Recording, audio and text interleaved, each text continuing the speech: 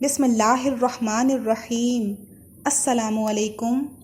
آج کی اس ویڈیو میں ہم آپ کو باغ والوں کا واقعہ بتائیں گے جو قرآن مجید میں سورۃ القلم میں درج ہے۔ اس سورت میں اللہ عز و جل اس قصے کو بطور اہل مکہ کی آزمائش کے پیش کرتے ہوئے فرماتے ہیں کہ ہم نے سرداران مکہ کو آزمایا جیسے ان باغ والوں کو آزمایا تھا جو یہ قسم کھا بیٹھے تھے کہ ہم بالضرور صبح سارے پھل توڑ لیں گے۔ یہ واقعہ سورۃ القلم آیت نمبر 17 سے آیت نمبر 33 تک پھیلا ہوا ہے، جسے ہم تسلسل کے ساتھ اپنے الفاظ میں بیان کریں گے۔ واقعہ یوں ہے کہ کسی شخص کا ایک باغ تھا جو بھرپور فصل دیتا تھا۔ اس شخص کا زندگی بھر یہ دستور رہا کہ جب بھی پھل کی فصل اٹھاتا تو اس میں سے غریبوں اور مسکینوں کا حصہ بھی نکالتا تھا۔ اس کی اس سخاوت کی وجہ سے اس کا باغ سب سے زیادہ فصل دیتا۔ کٹائی کے دن فقراء و مساکین موقع پر پہنچ جاتے اور اپنا اپنا حصہ وصول کر لیتے۔ جب یہ شخص انتقال کر گیا تو اس کے بیٹوں کو خیال آیا کہ ہمارا باپ تو ساری عمر اس باغ کی فصل کو ادھر ادھر تقسیم کر کے اپنی کمائی یوں ہی لٹاتا رہا اور زندگی بھر مفلس ہی رہا۔ اب کہ یہ ریت ختم کر دینا چاہیے۔ باغ ہمارا ہے اور اس پر ہمارا ہی حق ہے۔ چنانچہ انہوں نے آپس میں یہ طے کر لیا کہ جب کٹائی کا موقع آئے تو راتوں رات ہی کٹائی کر لی جائے، تاکہ نہ غریب و مسکین آئیں، نہ ہمیں تنگ کریں اور نہ ہم برے بنیں۔ انہوں نے اس بات پر قسمیں کھائیں کہ ایسا ہی کریں گے، اور انہیں اپنی اسکیم پر اس قدر وثوق تھا کہ انہوں نے انشاءاللہ کہنے کی بھی ضرورت نہ سمجھی۔ وہ اپنے گھر میں سوئے ہوئے تھے کہ اللہ تعالیٰ نے ایسی آندھی جاری کی کہ جس میں آگ کے بگولے تھے۔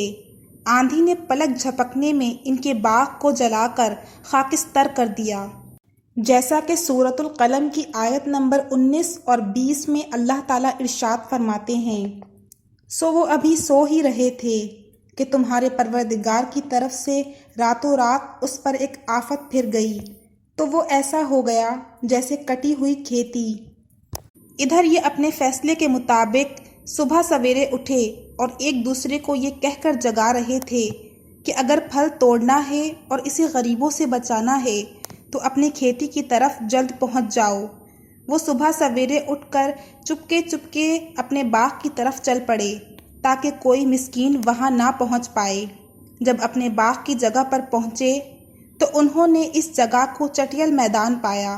وہ سوچنے لگے کہ ہم شاید رات کے اندھیرے میں کسی غلط جگہ پر پہنچ گئے ہیں۔ پھر جب کچھ حواس درست ہوئے تو حقیقت ان پر آشکار ہو گئی کہ ان کی نیت کا فطور آندھی کا عذاب بن کر ان کے باغ کو بھسم کر گیا ہے۔ ان کے درمیانے بھائی نے کہا کہ کیا میں نے تمہیں نہیں کہا تھا کہ تم اللہ کی تسبیح کرو، یعنی اس کا شکر ادا کرو کہ اس نے تمہیں اپنے باپ کی وراثت میں بہترین باغ عطا فرمایا ہے، لیکن تم نے اپنے رب کی ناشکری کی اور یہ فیصلہ کیا کہ ہم غریبوں پر خرچ نہیں کریں گے، جس کا نتیجہ ہے کہ ہمارا باغ جلا کر راکھ کر دیا گیا ہے۔ ان بھائیوں میں سے کسی نے بھی منجلے بھائی کی طرف توجہ نہ دی تو ناچار اسے بھی ان کا ساتھ دینا پڑا، اور وہ ملامت بھی اس طرح کرتے تھے کہ ایک دوسرے کو کہتا کہ تم ہی نے یہ ترغیب دی تھی، دوسرا کہتا کہ یہ مشورہ تو تمہارا تھا، مگر اب پچھتانے سے کچھ بن نہ سکتا تھا، جو کچھ ہونا تھا وہ ہو چکا تھا۔ باپ کو اس کی سخاوت اور دوسروں سے ہمدردی کا یہ صلہ ملتا رہا کہ اسی کا باغ سب سے زیادہ پھل لاتا تھا، اور جتنا کچھ وہ دوسروں پر خرچ کرتا اللہ تعالیٰ اس سے زیادہ اسے مہیا فرماتا۔ مگر جب بیٹوں پر بخل اور حرص غالب آئی تو اس کا نتیجہ یوں ملا کہ نیت کے فطور نے مجسم طوفان کا روپ دھار کر سارا باغ ملیا میٹ کر دیا۔ اس وقت نہ زمین کی زرخیزی کام آئی، نہ ان کی کوئی تدبیر۔ اس واقعے سے یہ بات از خود واضح ہو جاتی ہے کہ دوسروں سے ہمدردی اور اچھے سلوک کی بنا پر اللہ تعالیٰ نادیدنی وسائل کے ذریعے رزق فراہم کر سکتا ہے، تو نیت میں فطور آنے پر ایسے ہی نادیدنی وسائل سے دیے ہوئے رزق کو چھین بھی سکتا ہے۔ آخر سب مل کر کہنے لگے کہ واقعی ہماری سب کی زیادتی تھی کہ ہم نے فقیروں اور محتاجوں کا حق مارنا چاہا اور حرص و طمع میں آ کر اصل بھی کھو بیٹھے۔ یہ جو کچھ خرابی آئی ہے اس میں ہم ہی قصوروار ہیں، مگر اب بھی ہم اپنے پروردگار سے نا امید نہیں۔